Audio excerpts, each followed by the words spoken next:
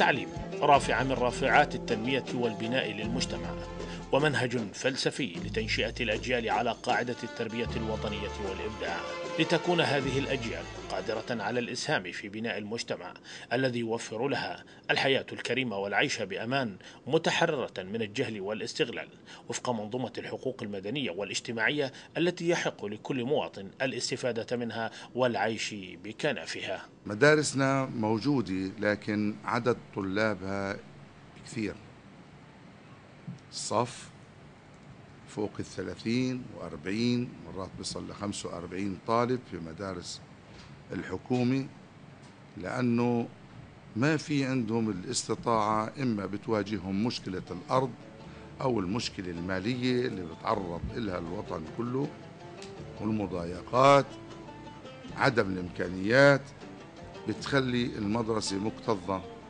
فمفروض من الناس اللي عندهم استطاعة إنهم يقدموا في الوطن، يقدموا لأبنائنا، مفروض هم يبادروا كل واحد في محافظته إنه كمساعدة للحكومة.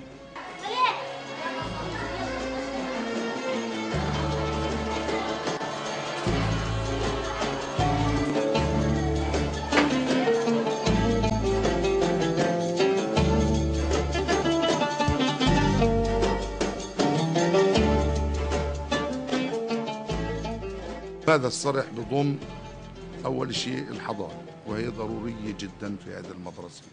حنا المعلمات في لنا أطفال، كمان في معلمات وموظفين لهم أطفال، فضروري يكون في مرفق لهم يقاويهم ويكون صحي ويكون نموذجي وعلى مستوى كيف يحتضن هذا الطفل. وعندنا الروضة اللي هو بستان وتمهيدي، وكلنا بنعرف انه الصف التمهيدي صار هو اساسي، مش الصف الاول.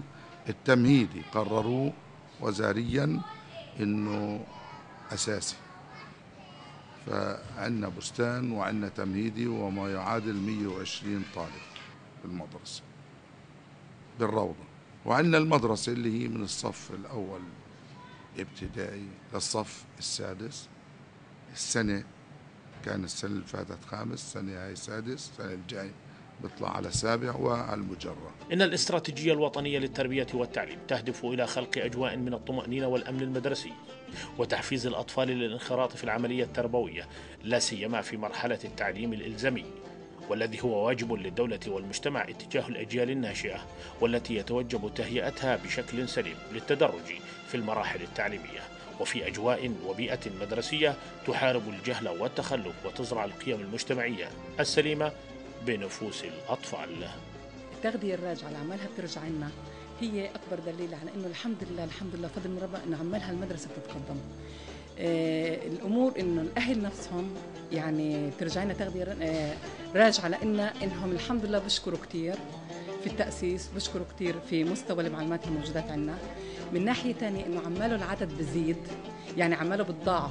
بلشنا بعدد في السنة الأولى، السنة الثانية أجى الضعف، السنة الثالثة الحمد لله العدد يعني أكثر من المتوقع، كنا متوقعين عدد معين أجى أكثر من المتوقع. المدرسة هاي يعني أنا ارتأيت فيها نظام داخلي خاص زائد تكثيف الدراسة.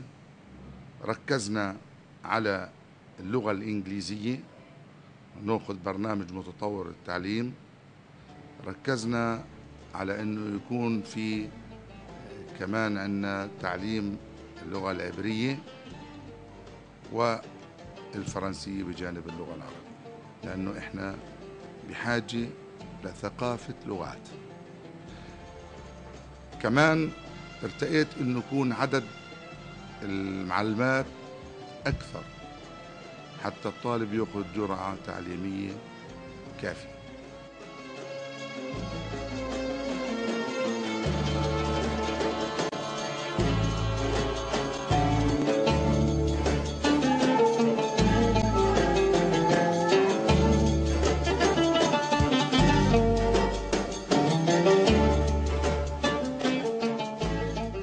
من الصف بستان بندخل معلمة التخصص على كل مادة، فما بالك بالصف الابتدائي من أول لسادس. كل معلمة بتخش على حصتها على الصف، مش معلمة للصف تعطيه عربي وإنجليزي ورياضة واجتماعيات رياضيات، لا علوم، لا، إحنا كل معلمة بتخش تعطي حصتها. وفي ظل اتساع الحاجة الملحة للتعليم في مختلف المراحل المدرسية، يسهم التعليم الخاص كونه رسالة سامية في تعزيز منظومة القيم التربوية التي تضمنتها الاستراتيجية الوطنية للتعليم وفق معايير تنافسية تميز كل مؤسسة تعليمية خاصة عن غيرها من حيث البرامج التعليمية والمساقات المدرسية والنشاطات اللاصفية، والتي تغرس في نفوس الطلبة قيم التطوع والإبداع والنجاح على قاعدة الاستيعاب والتفكير والمشاركة وليس عن طريق التلقين. المدرسة عندنا بلشت من صف الأول لصف الرابع، طبعا أجانا من غير إحنا التحصيل الأساسي اللي إحنا رح نقدر نحكم عليه لبعد كذا سنة هم طلابنا الأساسيين اللي بلشوا عندنا من صف الأول. تأسيسنا هو الحقيقي وهو طلاب الصف الأول.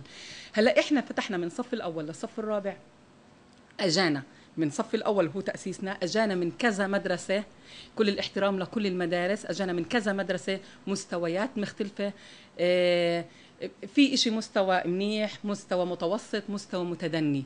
هلا انت كيف في الصف هذا مش تأسيسك بدك تتعامل معهم؟ اضطرينا المعلمات نفسهم يعملوا خطط علاجية للطلاب الضعاف على أساس يقدروا يمشوا لمستوى الطلاب التانيين. هلا مشينا مع الضعيف مع المتوسط مع الممتاز على أساس ما نقمعش الممتاز وننزل المستوى، ولا إنه نقمع المستوى المتدني ونخلي مستوى متدني. بالعكس مشينا بشكل متوسط وحاولنا نمشي مع كل مستوى طالب بطالب، والله يفتحها عليهم ويكرمهم. العم أبو عمر ما كان يقصر، طلبنا معلمات الخطط العلاجية غير المعلمات اللي كانوا الحمد لله أجانا، وكنا مساندين متواصلين معلمات الخطط العلاجية مع المعلمات اللي موجودين في نفس المدرسة، وكان في تواصل ولقينا إنه في نتيجة وإنه في تحسن في مستوى الطلاب بجهد خاص من الحج أبو عمر اعمر، والتمويل 100% من صاحب ومؤسس المدرسة.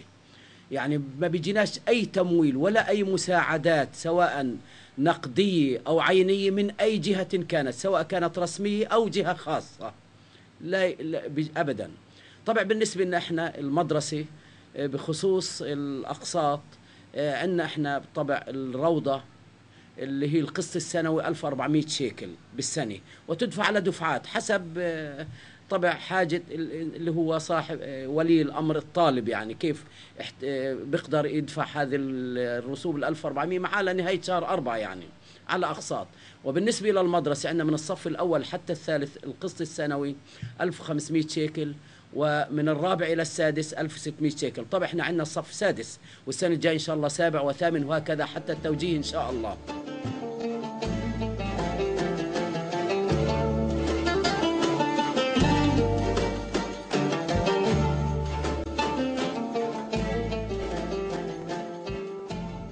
مدرسة بنات عمران الأساسية الخاصة واحدة من المؤسسات التعليمية التي خطت خطوات مميزة وناجحة وسجلت حضورا كبيرا على مستوى العملية التعليمية والتربوية في الأغوار، ما جعلها تحظى بالثقة والإشادة من الجميع. أنا بسجل احترامي وتقديري وثقتي العالية لمدرسة بنات عمران الأساسية، وهي بالمناسبة اسمها بنات عمران الأساسية لكن هي مدرسة مختلطة بطبيعة الطلاب اللي فيها ذكور وإناث، يعني بيلتزموا بزي مدرسي معين، ممكن بياخذوا أحيانا بعض المباحث كلغات أجنبية وإحنا ما بنمنع هذا الحكي، لكن ما يكون هذا على حساب الحصص الأخرى. يعني مرات المدرسة تقوم بتدريس الطلاب المناهج الفلسطينية كاملة. هلا المدرسة حابة إنه مثلا إضافة على عملها إنها تعطي في بعض البرامج لبعض المباحث اللغات الأجنبية، هذا لا يمنع أبدا.